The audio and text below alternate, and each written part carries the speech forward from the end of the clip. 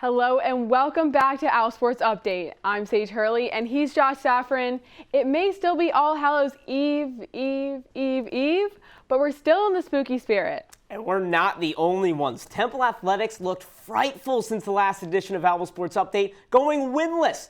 0-8 since last Thursday in total, and that includes a road trip to Florida worth forgetting. The Owls have a haunting past in their matchups against the Golden Knights.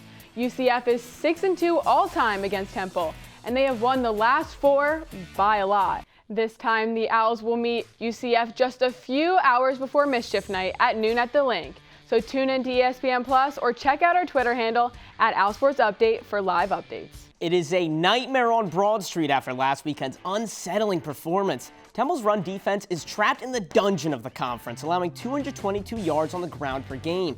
And on the offensive side of the ball, the Owls are seeing ghosts. They rank last in rushing offense, 10th in total offense, and last in first down offense with only 111 on the season through 7 games. Let's move from new faces to new logos. There are some major changes coming to the AAC.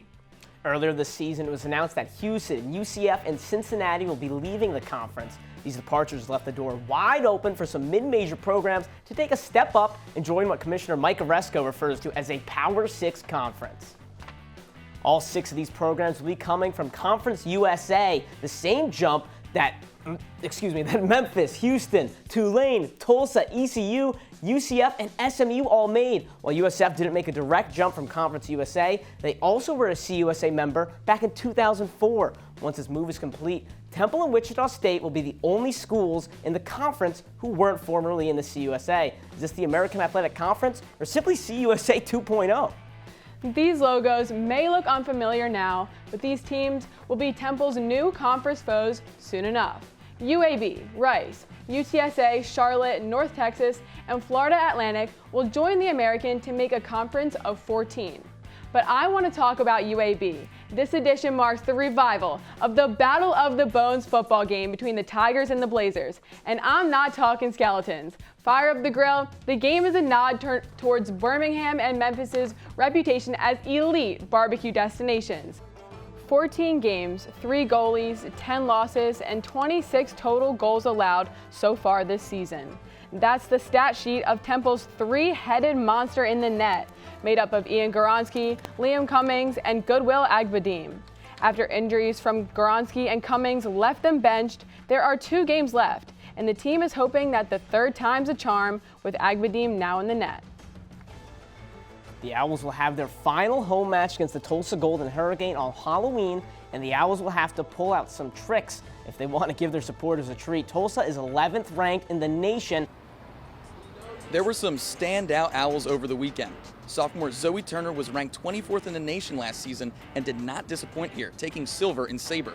Next Owl to watch is team captain Naomi Ross. The former All-American did not compete in the Open, but she led the team to its highest number of NCAA bids in the program history last season. Lastly, freshman Cindy Long finished 8th out of 87th in epee. Hearing Josh and me talking about losses is getting old, so I'm going to pass the torch to OwlSports Update's Luke Milai to break down Temple's recent struggles. Hi, Luke. Thanks, Sage. In the same month of October that gave us high temps in the 80s, Temple Athletics has been ice cold. Maybe the shortened offseason for some of these sports that played last spring is taking its toll. Both soccer teams, field hockey and volleyball, and the football team are all on multi-game losing streaks. As I said at the beginning of the show, a winless week for Temple Athletics. So for this week's Spotlight segment, we're talking Monstars, Owls of the past and the future. As per usual, we want to talk basketball, and there's yet another new face on the roster. Aaron McKee has added a 6'1" junior, yes, junior, to the roster as a walk-on guard. Because we have a potential Owl in the NBA sighting. As referred to by the G League TV Instagram, Temple's Russell Westbrook, a.k.a. Nate Pierre-Louis, has earned himself a G League contract with the South Bay Lakers. Next time you see us, we'll have regular season basketball games to discuss. We'll catch you then.